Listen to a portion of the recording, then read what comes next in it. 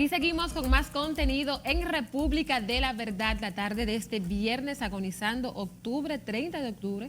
Nos acompaña el abogado litigante José Alberto Ortiz, quien es miembro del Movimiento Acción Cristiana RD y que tiene la firme intención acá de debatir un proyecto que ya ha generado mucha polémica, pero que quiere él dejar unos puntos claros. Así que antes de decirles de qué se trata, buenas tardes y bienvenido a República de la Verdad. Buenas tardes, Patricia, y buenas tardes a tu público. Gracias por estar acá de manera bien puntual. José Alberto Ortiz quiere utilizar este espacio para debatir aquí este tema del proyecto de igualdad y no discriminación, que no sé si ustedes recuerdan, hace unos meses, mucho antes de la pandemia, había generado mucha polémica, mucha crítica entre conservadores y yo diría que liberales, ¿verdad?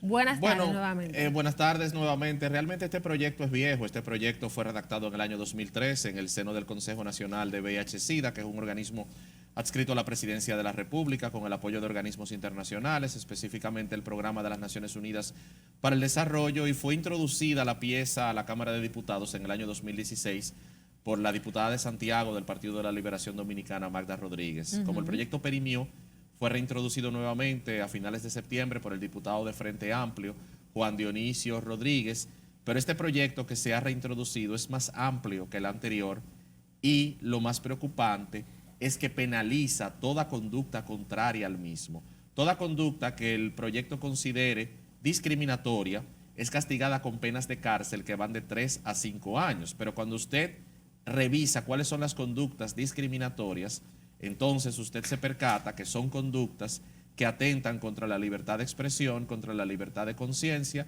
y la libertad de cultos. ¿Y en qué sentido sería, o sea, se atentaría contra la libertad de conciencia, la libertad de cultos? Según este proyecto, va a ser un delito para ministros religiosos como sacerdotes y pastores hablar desde su púlpito, ante su membresía o ante los medios de comunicación que ellos manejan, porque son personas que muchas veces tienen programas en radio y en televisión, lo que sus creencias consideran negativo acerca de la homosexualidad o del lesbianismo, porque es una ley que apunta a proteger al colectivo LGTBIQ.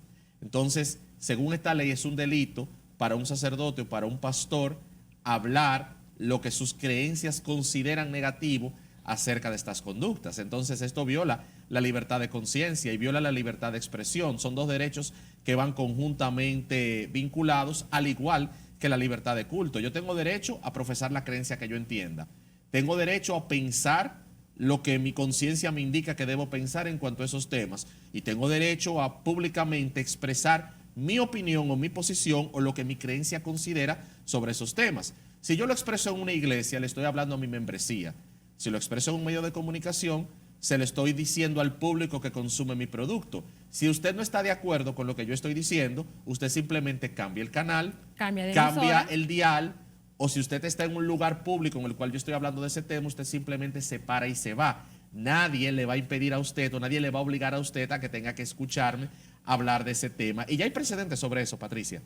Tú dirás, pero esto es una locura. ¿Cómo van a meter preso a un pastor por decir desde un púlpito? Y lo dice tácitamente de esa forma, que te meterán preso, con cárcel. Bueno, dice claramente la ley que toda conducta tentatoria contra la ley o toda conducta que viole las disposiciones de esa ley se castiga con cárcel de 3 a 5 años. Si se considera como conducta discriminatoria, ellos usan el término discurso de odio, discurso homofóbico, discurso transfóbico, pero la ley dice en una serie de puntos que toda expresión contraria a la homosexualidad o al lesbianismo, toda expresión religiosa contraria a la homosexualidad o al lesbianismo es considerada como conducta discriminatoria, discurso de odio, homofóbico, transfóbico. Entonces esas conductas, dice la ley, que son castigadas con penas de 3 a 5 años de cárcel. Cuando tú llevas esa ley a la aplicación, entonces te das cuenta que esos sectores van a tener problemas si esa ley se aprueba. ¿Por qué? Porque sus sermones o sus expresiones públicas van a estar sujetas a censura previa, lo cual viola la Constitución. Pero mucha gente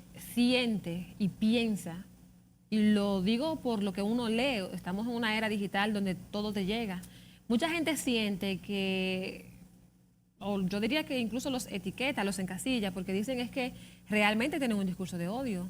Es como que el hecho de que una persona tenga una preferencia sexual diferente ya por eso debería hasta morirse. O sea, es una persona que no debería existir. Y entiendo yo, usted me corrige, es el abogado acá y el experto también en el estudio de este tema, que las personas que tienen una preferencia sexual diferente, digo yo, tienen los mismos derechos que usted, que es, por ejemplo, heterosexual. Claro, pero la Constitución es clara. La Constitución le consagra a todo el mundo los mismos derechos. Ahora, tú no puedes limitarle a un ciudadano su libertad de expresión, que está vinculada a su libertad de conciencia y su libertad de culto. Cuando un ministro religioso habla, el ministro religioso le habla a un público determinado. Si usted entiende que ese discurso no va de acorde a sus creencias, usted simplemente lo rechaza y no lo escucha, porque vivimos en un Estado social y democrático de derecho, un Estado democrático como la República Dominicana, porque no es un Estado socialista, No, claro, ni un Estado dictatorial.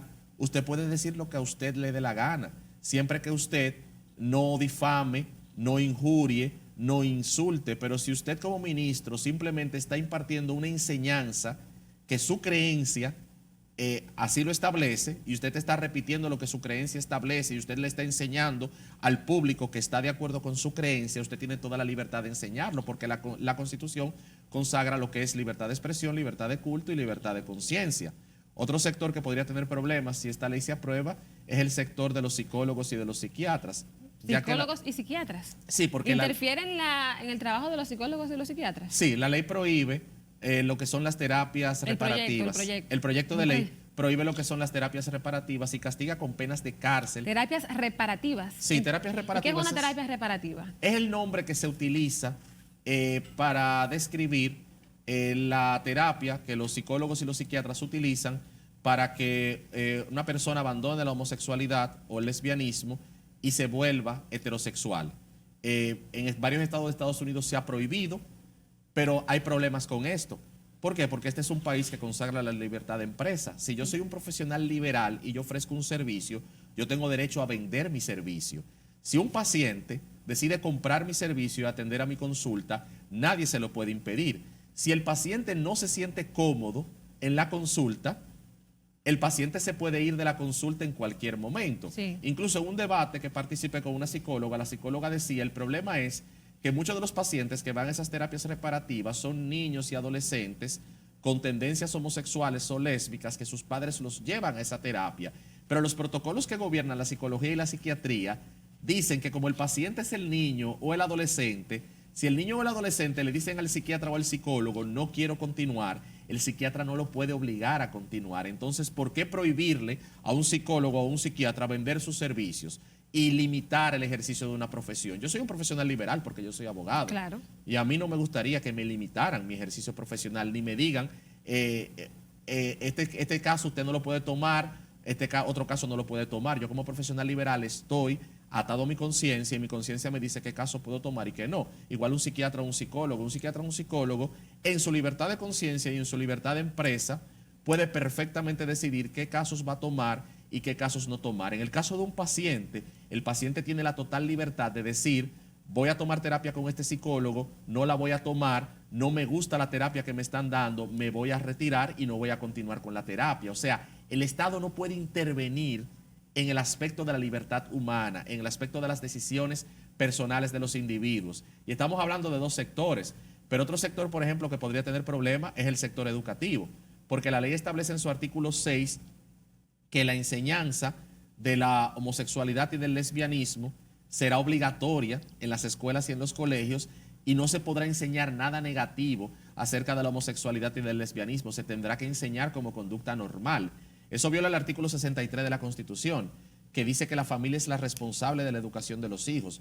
Viola la propia Ley General de Educación, que dice que los padres tienen derecho a educar a sus hijos de conformidad a sus convicciones morales y religiosas.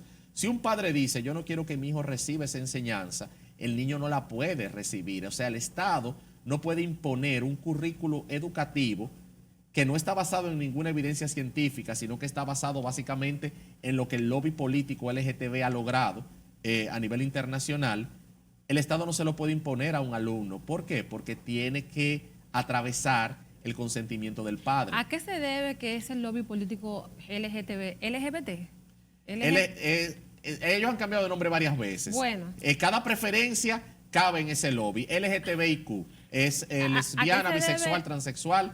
gay, intergénero, y también termina la Q, significa queer, que es como queer. raro en términos de preferencia Que sexual. no se define lo que Exacto. quiere. ¿A qué considera usted que se debe que este grupo de que tienen preferencias sexuales diferentes hayan logrado conquistar, qué sé yo, tantos espacios? Porque siento un temor de parte sobre todo de los religiosos que profesan su fe, sienten, bueno, están logrando muchos espacios, pero quisiera saber si usted entiende que esto es porque han recibido el apoyo de los gobiernos o porque tienen recursos económicos. ¿A qué se debe que en esta segunda década del siglo XXI más personas decidan decir, bueno, es que yo tengo esta preferencia sexual, he vivido toda mi vida oculto, detrás, en un closet, decidí salir? Y sobre todo, incluso ya usted mismo ha podido observar, porque esto fue noticia, ya generó tanto rechazo como apoyo, lo que hizo la viceministra, no recuerdo de qué... Varias viceministras lo hicieron. Que pusieron su bandera LGBT en una oficina del Palacio Nacional. No solamente pusieron su bandera LGBT, también en el Día del Acoso a la Comunidad Homosexual, publicaron... De Industria y Comercio, si no me equivoco. No, Industria y Comercio no. Economía, Planificación y Desarrollo. No, en Industria y Comercio, quien preside el Ministerio de Industria y Comercio Pero no, es... una viceministra. Claro, no, lo te decía, Industria y Comercio imposible, porque el ministro Bisonó... Economía, Planificación y Desarrollo. Exacto. No, y te lo decía porque el ministro Bisonó, cuando fue diputado, sí, fue un aliado de las iglesias en la lucha contra esta agenda. Y es una persona con unas convicciones morales muy firmes. ¿A qué se debe? Lo que pasa es que el lobby LGTBIQ ha ganado muchos espacios políticos. ¿Por qué?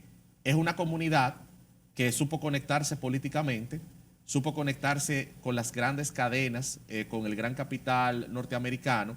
Ellos publicaron a finales de la década del 80 una hoja de ruta para la conquista política de los Estados Unidos y de Occidente, y ellos iniciaron la implementación de una agenda política que comenzó infiltrándose en los medios de comunicación. Ellos primero ganaron los medios de comunicación, ganaron Hollywood, y las producciones de Hollywood comenzaron a presentar los personajes homosexuales y lesbianas como personajes simpáticos y agradables a la población. Luego que la población los viera a ellos como personas simpáticas, como personas que son víctimas, y a los heterosexuales como los agresores, entonces los políticos dijeron, aquí hay un nicho importante de votos. ¿Por qué? Porque también la comunidad homosexual, las personas, muchas personas que integran la comunidad homosexual son personas de mucho dinero, son personas muy productivas económicamente, muy, vamos a decir, afluentes en términos económicos, y ese dinero comenzó a entrar a la política. Y luego que entró a la política de los gobiernos nacionales, comenzó a pasar a los organismos internacionales, porque los organismos internacionales se interesaron por esta agenda. Esta agenda básicamente lo que busca es legitimar las preferencias de ellos, que la sociedad les acepte sus preferencias como buenas y válidas, y para que la sociedad les acepte sus preferencias como buenas y válidas, esa aceptación tiene que pasar por la redefinición de la familia y la destrucción del concepto de familia. Tan pronto yo valido el matrimonio entre homosexuales, yo destruyo el concepto tradicional de familia, destruyo la definición que la ley le da a la familia, yo legitimo las preferencias de estas personas y le enseño a las futuras generaciones que esas preferencias son normales. Básicamente es una comunidad que ha usado la política para lograr una legitimidad de sus preferencias por parte de la sociedad. Usted también hablaba acerca de algo que le preocupa, porque el tiempo ya se agota. Unas vacunas, un proyecto de ley que sí, habla de una obligatoriedad. Usted me lo señalaba fuera del aire y yo realmente no lo había escuchado. Sí, para conectar los dos puntos, sí, los dos proyectos de leyes. Son dos proyectos de leyes inspirados en una agenda globalista y que limitan la libertad individual de las personas. Así como el proyecto de igualdad y antidiscriminación limita la libertad de conciencia, la libertad de cultos, la libertad de expresión, limita también el derecho de los padres a educar a sus hijos de acuerdo a sus convicciones. El proyecto de ley de vacunación, de acceso universal a las vacunas, al incluir la cláusula de obligatoriedad de las vacunas para toda la población, contra todas las enfermedades, limita la libertad individual de las personas, limita la libertad que tiene el ciudadano dominicano de decidir si se pone o no una vacuna, como sucede hoy. Cada vez, yo recuerdo cuando yo era niño, cada vez que había la necesidad de vacunar a la población contra las enfermedades de ese tiempo, que eran el tétanos, la difteria, la poliomielitis, no se obligaba a nadie a vacunarse. El Ministerio de Salud lanzaba una campaña masiva en términos educativos y motivaba a la población a vacunarse. Pero esta ley incluye la cláusula de obligatoriedad y, lo que es peor, obliga al Estado Dominicano, en el artículo 26 de ese proyecto, a adquirir las vacunas para una enfermedad determinada que señale un organismo internacional, llámese Organización Mundial de la Salud o Organización Panamericana de la Salud. O sea que la soberanía nacional en materia de salud pública se le está entregando a un organismo internacional. Se le estaría, porque es un proyecto. Bueno, se le estaría entregando a la Organización Mundial de la Salud y todo el mundo sabe lo nefasta que ha sido la gestión de la Organización Mundial de la Salud en términos de pandemia y lo controversial que ha sido. Cómo Estados Unidos se tuvo que retirar momentáneamente de la Organización Mundial de la Salud porque prácticamente la Organización Mundial de la Salud aprobaba todo lo que China decía. Por ponerte un ejemplo, si la Organización Mundial de la Salud dice públicamente que la vacuna contra el COVID que los dominicanos nos tenemos que poner en la vacuna china, el Estado Dominicano no va a poder adquirir otra vacuna, va a tener que adquirir la vacuna china porque esa ley, en caso de ser aprobada, dice que tiene que ser la vacuna que señala la Organización Mundial de la Salud. Entonces, los dominicanos tenemos que abrir los ojos ante proyectos de leyes que limitan la libertad individual de las personas, porque como Estado democrático y como Estado de derecho que somos, nuestro Estado se basa en la libertad individual y en la libertad del individuo. Entonces, ante una situación de caos que se está viviendo, no podemos limitar nuestra libertad a cambio de una supuesta tranquilidad que nunca va a llegar. Y ya para terminar, quiero recordarle al pueblo dominicano lo que pasó en la Alemania nazi. ¿Qué pasó en la Alemania? En 1933, el pueblo alemán votó conscientemente por los nazis. La gente, a la gente le venden la idea de que Adolfo Hitler era lo máximo, era un dios. No, que dio un golpe de Estado, llegó al poder y que nadie quería saber de él. Mentira, los alemanes amaban a Adolfo Hitler. Adolfo Hitler llegó al poder aclamado por el pueblo alemán, pero el pueblo alemán sabía quién era Adolfo Hitler y sabía cuáles eran las ideas de Hitler. Pero el pueblo alemán dijo, vamos a elegirlo y vamos a seleccionarlo a él para que nos gobierne, porque aunque nos limite nuestras libertades, nos va a traer tranquilidad. ¿Y qué pasó con los alemanes? Perdieron la libertad y perdieron la tranquilidad porque 6 años después, en 1939, Hitler desató una guerra mundial que le costó 20 millones de vidas a Europa. Entonces, nunca cedamos la libertad a cambio de una supuesta paz y tranquilidad que nunca va a llegar porque lo perderemos todo. José Alberto Ortiz, abogado, miembro del Movimiento Acción Cristiana RD, ha estado aquí en República de la Verdad, ha dicho muchas cosas, en algunas coincido con él, en otras no, pero justamente de esto se trata este espacio, de que cada quien pueda expresar sus ideales y que nos respetemos mutuamente, señor José. De verdad que un gusto conocerle. Usted sabe que la pandemia nos obliga a que los saludos sean así. Las puertas están abiertas. Acá estuvo un compañero suyo hace, creo que un mes aproximadamente. Y siempre es bueno que podamos todos conocer los diferentes puntos de vista. Así que espero tenerlo por acá y que cualquier cosa que usted entienda que atente contra la individualidad de nosotros, pues que aquí lo exprese. Mientras tanto, los amigos televidentes, les pido que se queden en sintonía porque aún queda contenido en esta recta final de República de la Verdad.